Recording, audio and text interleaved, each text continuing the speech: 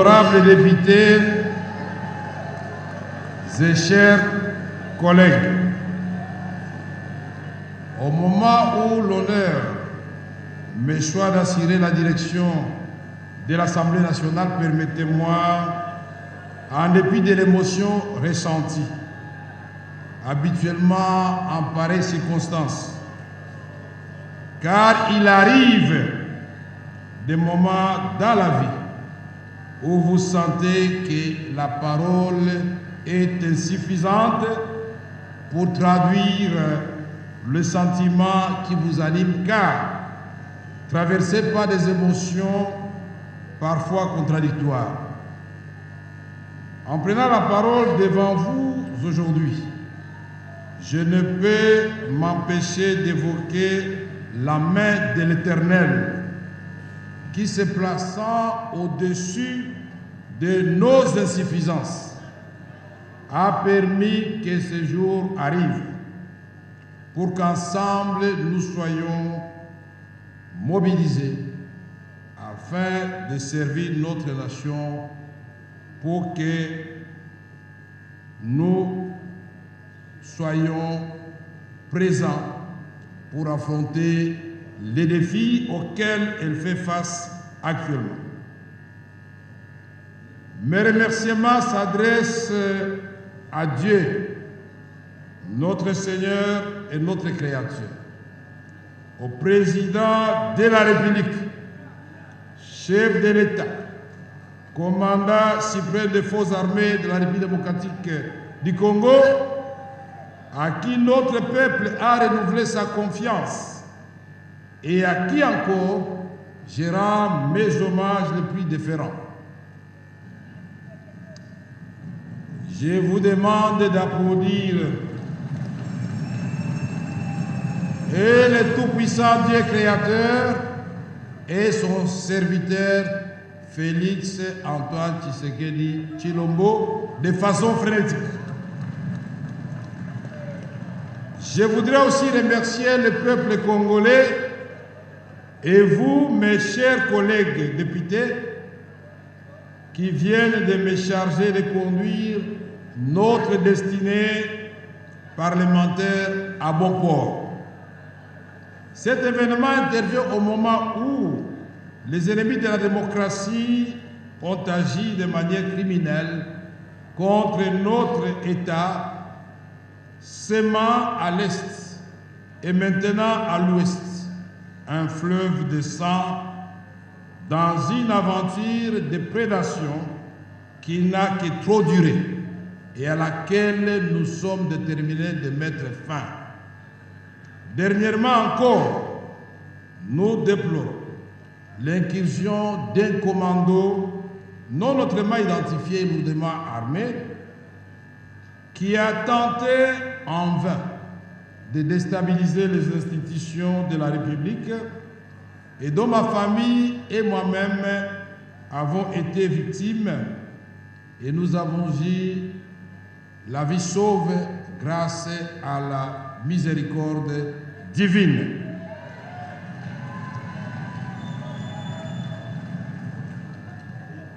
Le psalmiste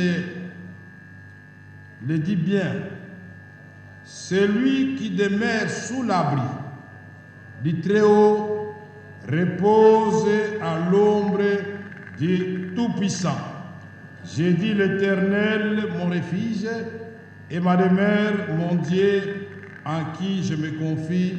Psaume 91.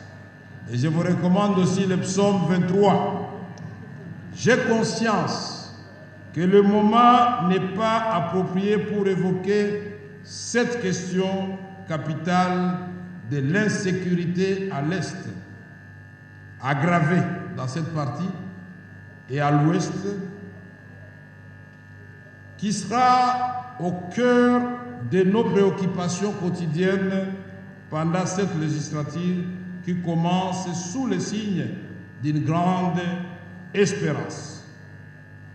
Comment ne pas saluer l'exercice démocratique minutieusement mené par le bureau provisoire et spécialement le savoir-faire du président Mbosso Christophe, grâce à ces jeux démocratiques, nous avons aujourd'hui un bureau définitif équilibré où les critères de la géopolitique et de la représentation suffisante de la femme, comme l'a souhaité le président de la République, ont été respectés. Je dirais que c'est pour la première fois dans l'histoire parlementaire de notre pays où le président de l'Assemblée nationale, naturellement, qui tient le marteau apparaît comme l'arbitre, à 3 femmes et 3 hommes, à tous les âges, les jeunes et les sages. C'est extraordinaire. Je dirais que j'ai beaucoup de chance de vivre ce moment de l'histoire. Honorables députés, nous devons afficher l'unité. Et cette unité ne peut se refaire là où elle a été fusillée que par la reconquête de la dignité et de l'honneur, de la noblesse qui accompagne le travail parlementaire. C'est pourquoi je nous invite à plus d'abnégation et de sacrifice, car être parlementaire, c'est doit d'être vécu comme un devoir sacré et non un statut de privilège. Nous devons demeurer aux côtés de nos électeurs, j'allais dire aux côtés du peuple congolais. Nous irons ensemble devant ce même peuple pour lui présenter les résultats de notre travail et il devrait ainsi nous recevoir avec allégresse à condition que nous ayons travaillé profondément à l'amélioration de ces conditions de vie. Honorables députés et chers collègues, pour mieux accomplir cette mission constitutionnelle, il nous faut la réhabilitation du député national dans son honneur et dans sa dignité.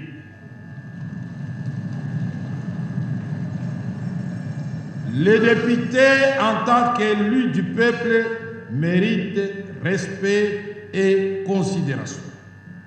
Pour cela, chers collègues, vous pouvez compter sur moi, collectivement, mais aussi individuellement, pour qu'ensemble nous rendions à l'Assemblée nationale ces lettres de noblesse et faisons d'elle un véritable temple d'expression démocratique où le débat démocratique aura bel et bien lieu, majorité très significative et l'opposition, malgré sa dimension, que de ces débats, de cette dialectique, puisse jaillir la lumière qui va baliser le chemin de la réalisation du rêve de son Excellence, Monsieur le Président de la République, Félix Antoine Tshisekedi Tshilombo, de restaurer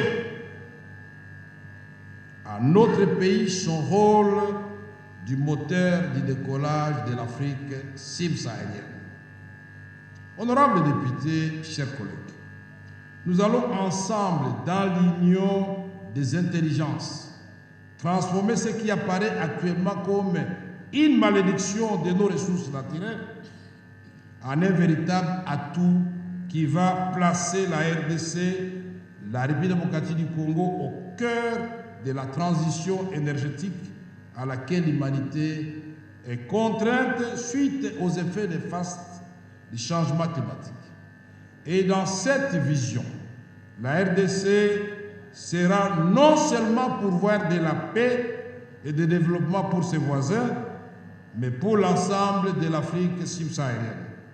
C'est ce Congo-là, rêve de Kimbangu et de Lumumba, que le président Félix Antoine Tshisekedi Tshilombo veut concrétiser sous forme d'héritage aux générations futures. Honorables députés, que cette législature soit celle de stabilité institutionnelle, qu'elle soit celle des réformes pertinentes et courageuses, qu'elle soit celle de la compétence dans le contrôle parlementaire, mais aussi celle de l'équité et de la justice. Nous ne pouvons y parvenir qu'en travaillant en équipe et dans la discipline, en respectant l'heure de travail, en ayant une régularité dans le contrôle parlementaire et dans la production législative. C'est au prix de cette discipline qui n'aliénera ni votre liberté, ni votre esprit d'initiative que nous serons en mesure d'assurer la cohérence du travail parlementaire et d'aborder sereinement les défis de cette législature. Honorables députés et chers collègues, je voudrais évoquer ici les questions de la diplomatie parlementaire. Les honorables députés devront s'impliquer non seulement dans les questions de coopération régionale et internationale, mais également des questions qui concernent le retour de la paix à l'est de notre pays. Personne n'ignore que la République démocratique du Congo fait face actuellement à une agression féroce dans sa partie est causée par le Rwanda et l'Ouganda. Pour cela, je voudrais vous demander de bien vouloir vous lever pour observer 1 minute de silence en mémoire de tous les morts à l'est du pays, et spécialement ceux qui ont été touchés par les obus lancés par le M23 dans le cas de déplacés civils à Mugunga dans les encablures de Goma.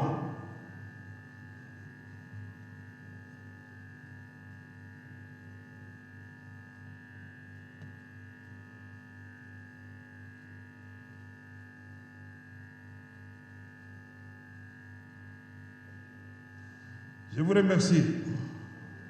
Honorables députés et chers collègues, la paix est possible. Pour le gouvernement congolais, la recherche de la paix ne souffre d'aucun doute. La guerre nous est imposée.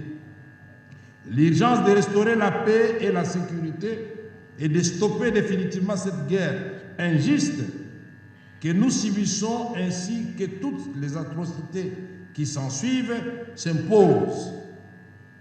Plus elle dure, plus elle cause des dégâts humains et matériels chez nous. N'oublions pas que la guerre se déroule sur le territoire congolais. Honorables députés et chers collègues, les points inscrits à l'ordre du jour aujourd'hui étant épuisés, comme l'a si bien dit le président du bureau provisoire, l'honorable Mbosso, les matières ayant été bien fixées dans la Constitution, et aujourd'hui, le point de chute, c'était l'installation. La séance est donc levée tout en vous souhaitant bonne fête pour ceux qui vont fêter, mais moi je voudrais vous souhaiter une bonne méditation, car la responsabilité qui est la nôtre est énorme. La séance est levée.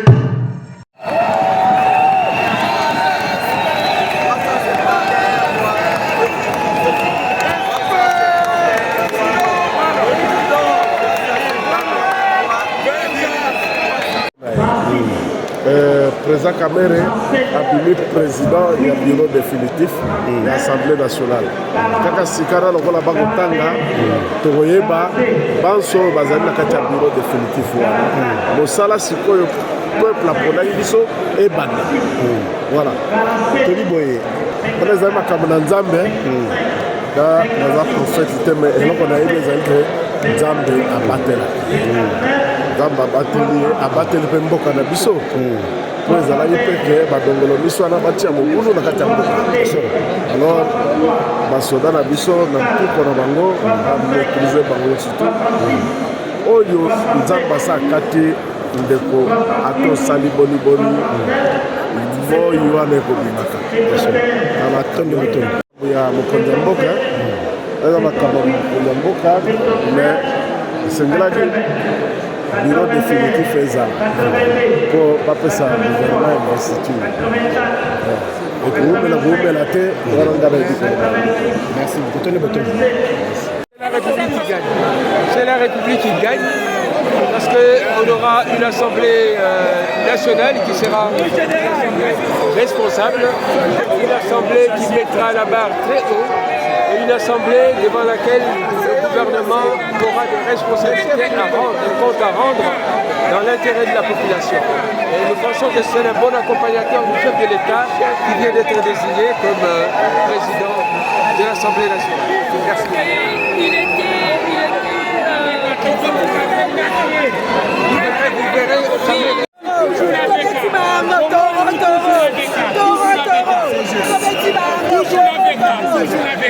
Toro,